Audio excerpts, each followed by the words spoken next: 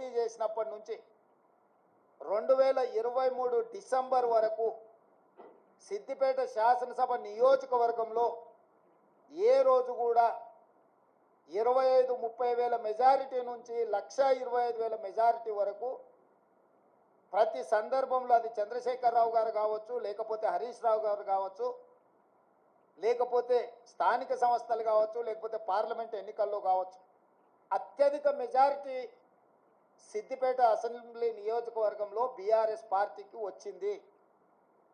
కానీ ఈ పార్లమెంట్ ఎన్నికల్లో హరీష్ రావు గారు సిద్దిపేటలో పూర్తి తన ఓట్లను బీజేపీకి బదిలీ చేసిండు. ఇవాళ బీజేపీ రఘునందన్ రావు గారికి 63,000 పైచిలకు ఓట్లు వస్తే బీఆర్ఎస్కు 65,000 ఓట్లు మాత్రమే వచ్చినాయి. ఈరోజు బీఆర్ఎస్ మెజారిటీ సిద్దిపేటలో 2,500 ఓట్లు మాత్రమే. అంటే ఇప్పటి వరకు సిద్దిపేట నియోజకవర్గం మీద పూర్తి ఆధిపత్యాన్ని పట్టును ప్రదర్శించిన బీఆర్ఎస్, కేసీఆర్, హరీష్ ఇద్దరు బీఆర్ఎస్ ఓట్ల మొత్తాన్ని బీజేపీకి రఘునందన్ రావుకు బదిలీ చేయడం ద్వారా ఈరోజు మెదక్లో కాంగ్రెస్ పార్టీని ఒక బలహీన వర్గాల అభ్యర్థిని ఓడించడం జరిగింది.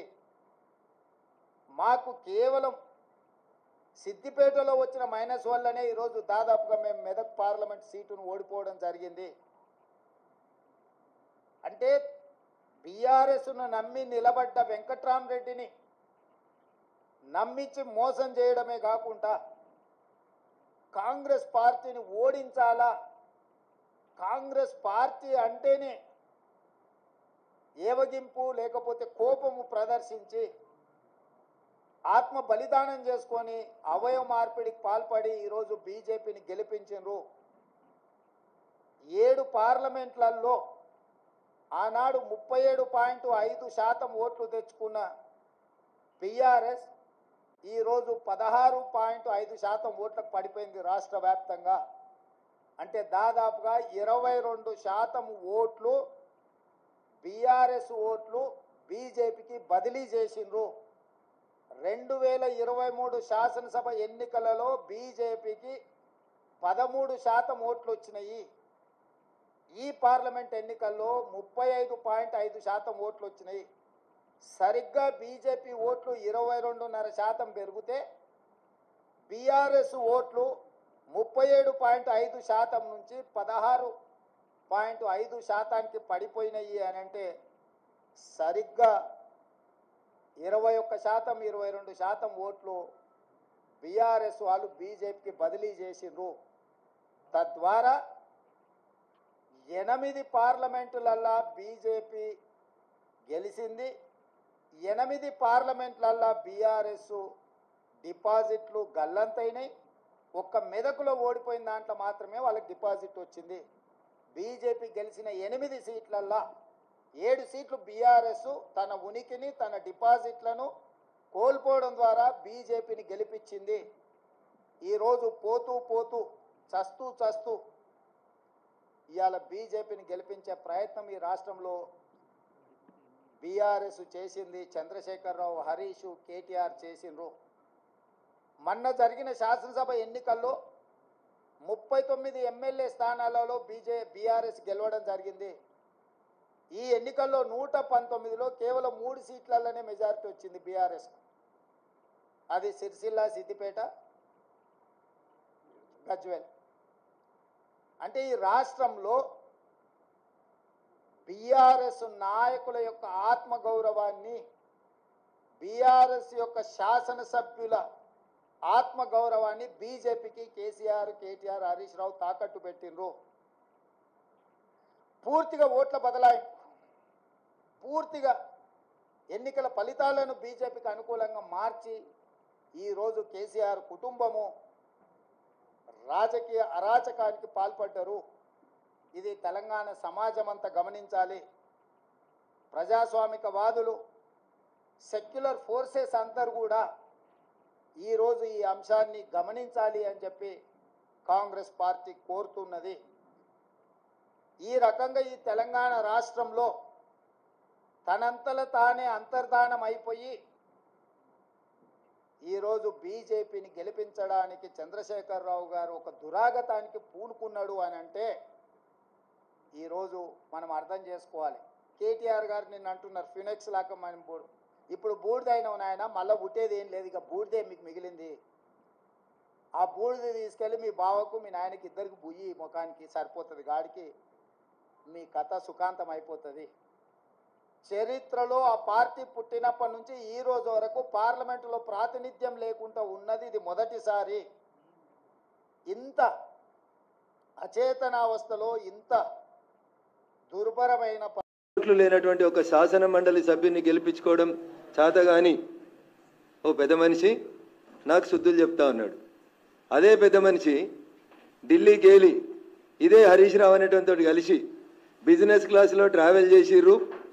ఇద్దరు పొట్టోడు పొడుగోడు అనేటువంటి ఇద్దరు దొంగలు కలిసి నా మీద మెదక్లో కుట్ర చేసిర్రు.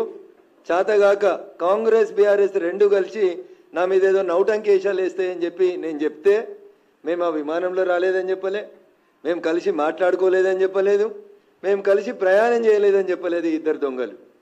ఆ ఇద్దరు దొంగలలో ఒక దొంగ వచ్చి పొద్దుగాల ఇక్కడ మాట్లాడుతూ ఉన్నాడు. నేను దొంగ అనే పదం చాలా స్పష్టంగా మాట్లాడుతూ ఉన్నా, ఎందుకంటే నన్ను ఏమనంతసేపు నేను ఎవరిని ఏమన్నా. నేను తెలంగాణ పల్లెటూర్లలో ఒక సామెత చెప్తారు, మీ ఇంటికి మా ఇల్లు ఎంత దూరం అయితే మా ఇంటికి మీ ఇల్లు కూడా అంతే దూరం అవుతుందని. మొత్తం ప్రపంచం అంతా చూసేటప్పుడు పట్ట పగలు నోట్ల కట్టలతోటి దొరికినటువంటి దొంగ రేవంత్ రెడ్డి అని సమాజం, టీవీలు, పేపర్లు, ఛానళ్ళు 10 ఏళ్ళు ఘోషించినాయి. మరి ఆయన కేసు ఎందుకు ట్రయల్ కాలేదు, ఎందుకు శిక్ష వేయించలేదు? ఎవరితో ములాఖత్ అయ్యిండు రేవంత్ రెడ్డి? హరీష్ రావుతోట, కవితతోట, చంద్రశేఖరరావుతోట ఆయన ములాఖత్.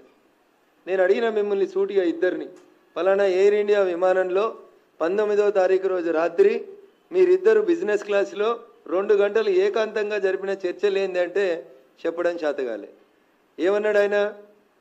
రఘునందన్ రావును గెలిపించేందుకు సిద్దిపేటలో హరీష్ రావు అనేటోడు బీఆర్ఎస్ పార్టీ ఓట్లని బీజేపీ పార్టీకి వేయించిండు అని మాట్లాడిండు.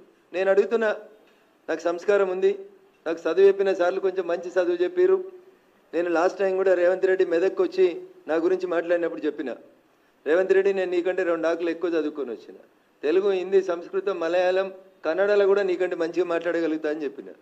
కానీ నా సంస్కారం, నాకు చదువు నేర్పించినటువంటి గురువులు చెప్పినటువంటి విద్య నాకు అడ్డం వస్తుంది అని చెప్తా ఉన్నా. నేను సొంత ఊర్లో ఎమ్మెల్సీ గెలవడం చేతగానోడు, పోనీ సొంత ఎంపీ సీట్ అన్న నిలబెట్టుకున్నాడు అంటే ఎన్ని ఓట్లతో ఓడిపోయినా ఆయనకే తెలియాలి. ఆయన గెలిచింది అత్తేసారి 5,000 గెలిచిండు. ఇవాళ ఆయన ఓడిపోయింది ఎన్ని వేలతో ఓడిపోయిండో, ఎన్ని లక్షలతో ఓడిపోయిండో నాకంటే ఎక్కువ మా మీడియా మిత్రులకు తెలుసు. సొంత ఊర్లో ఎమ్మెల్సీ నిలుపుకోవడం చేతగా లేదు, పెద్ద పొంకనాలు కొడుతూ ఉంటాడు, పెద్ద పెద్ద మాటలు మాట్లాడుతూ ఉంటాడు. అధికారంలో లేనప్పుడు ఎన్ని మాటలు మాట్లాడిండు. ఇవాళ అధికారంలోకి వచ్చి 6 నెలలు అయింది. ఏం చేసినావు? ఒక్క జీవో తెలంగాణలోకి సిబిఐని రాకుండా నీకంటే ముందున్న ముఖ్యమంత్రి ఒక జీవో తెచ్చిండు. నువ్వు సక్కనోనివైతే తెలంగాణలో తప్పు చేసిన వాళ్ళని జైలుకు పంపించాలనే కోరిక నీకు నిజంగా ఉంటే సిబిఐని రాకుండా నిషేధించినటువంటి జీవోని ఎత్తేయడంలో రేవంత్ రెడ్డికి ఉన్నటువంటి కష్టం ఏందో ఒకసారి చెప్పాలి. ఎందుకంటే ఆయన మీద కూడా రేపు మాపో వస్తుంది అనేటువంటి బాధ, భయం ఏమన్నా మనసులో ఉందేమో ఒకసారి ఆలోచించుకోవాలి. నిజంగా 2013 మేలో బయటకు వచ్చిన తర్వాత టీఆర్ఎస్ పార్టీ నాయకత్వం మీద, చంద్రశేఖరరావు మీద, హరీష్ రావు మీద రఘునందన్ గత 10-12 ఏళ్ల నుంచి రాజీ లేని పోరాటం చేస్తుండనేది మా మెదక్ జిల్లాలో చిన్న పోరాన్ని అడిగినా కానీ చెప్తారు. రఘునందన్ రావుకి కాంప్రమైజ్ పాలిటిక్స్ తెలివై, రఘునందన్ రావు కాలుమొక్కుడు తెలియదు. రఘునందన్ రావుకి తెలిసింది ముక్కుసూటిగా మాట్లాడేది తెలుసు. చంద్రశేఖరరావు అయినా గట్లే మాట్లాడతాడు రఘునందన్ రావు, రేవంత్ రెడ్డి అయినా గట్లే మాట్లాడతాడు. 10 ఏళ్ళు జయ జయ హే తెలంగాణ జననీ జయకేతనం అనే పాటను గుర్తించే సూరత్ లేదని చంద్రశేఖరరావుని నిండు అసెంబ్లీలో నిలదీసిన ఒకే ఒక ఎమ్మెల్యే ఎవడంటే అది రఘునందన్ రావు తప్పితే ఇంకొకరు కాదు. ఇలా దానికి సినిమా బాణీలు, సినిమా వేషాలు, సినిమా రంగులు అద్ది ఈయనేదో క్రెడిట్ కొట్టుకునే నాటకాలు చేసాడు. మాకు రాదు రేవంత్ రెడ్డి గారు. అందుకని నేను ఏమంటున్నా అంటే రేవంత్ రెడ్డి గారిని, హరీష్ రావు గారిని, నేను ఎవరి దయాదాక్షిణ్యాల మీద గెలవలే. మా భారతీయ జనతా పార్టీ బూత్ అధ్యక్షుల దగ్గర నుంచి మొదలుకుంటే మా మెదక్ పార్లమెంటు పరిధిలో ఉన్న ప్రతి కార్యకర్త తన్ మన్ ధన్ పెట్టి రగన్న గెలవాలని కొట్లాడితే ఆ అహంకారపూరితమైనటువంటి కేసీఆర్ కుటుంబానికి, హరీష్ రావు అనేటువంటి దుర్మార్గమైనటువంటి క్రియలకి మా మెదక్ పార్లమెంటు ప్రజలు ఇచ్చినటువంటి తీర్పు నా మెదక్ గెలుపు. నేను వాడేవాడో వీడేవాడో వేస్తే గెలవలేదు. నేను ఎవరి దయాదాక్షిణ్యాల మీద కుర్చీలోకి రాలేదు. అందుకని నా గురించి మాట్లాడే కంటే ముందు నోరు ఒళ్ళు రెండు దగ్గర పెట్టుకోవాలని ఈ రాష్ట్ర ముఖ్యమంత్రి గారిని ఈ సందర్భంగా నేను హెచ్చరించడానికే ఇంత తొందరగా మీడియా ముందుకు రావాల్సి వచ్చింది. ఇంకో మాట కూడా చెప్పదలుచుకున్నా, నేను మాట్లాడగలుగుతా. ఏం మాట్లాడతావు రేవంత్ నువ్వు నాతో మాట్లాడాలంటే? ఎందుకు మరి మల్కాజ్గిరిలో నువ్వు ఎవరిని పెట్టినావు క్యాండిడేట్ను? పక్క జిల్లా వాళ్ళని తెచ్చి ఎందుకు పెట్టినావు? ఎవరికి అమ్ముడు పోయినావు? ఎవరికి అమ్ముకున్నావు మల్కాజ్గిరి సీటు? ఎంతకు అమ్ముకున్నావు? నువ్వు గెలిచిన సిట్టింగ్ సీటు ఓడిపోతే మాట్లాడే తెలివి లేనివి మెదక్ గురించి ఎందుకు నువ్వు మాట్లాడుతూ ఉన్నావు? ఏదో బీసీ బిడ్డనట, ఎప్పుడు యాదికి వచ్చిర్రు బీసీ బిడ్డలు? ఆ బీసీ బిడ్డ నీ మహబూబ్ నగర్లో ఒక్కడు గెలిచిండు కదా, మరి ఆ బీసీ బిడ్డకి ఎందుకు మంత్రి పదవి ఇవ్వలేదు? ఆ కులం మీద అంత ప్రేమ ఉంటే, బీసీల మీద అంత ప్రేమ ఉంటే క్యాబినెట్లో సగం ఎందుకు ఇవ్వలే? ఏదో బీసీ కులకరణ చేస్తాం కాంగ్రెస్ చెయ్యి, 6 నెలల నుంచి ఎవడొద్దన్నాడు? సర్పంచ్ ఎలక్షన్లలో కూడా ఇదే రిజల్ట్ వస్తుంది. ఆడలేక మధ్యలో ఓడిందని గెలవడం చేతగాక సొంతూరులో గెలవని ఉన్నాడు, పక్కన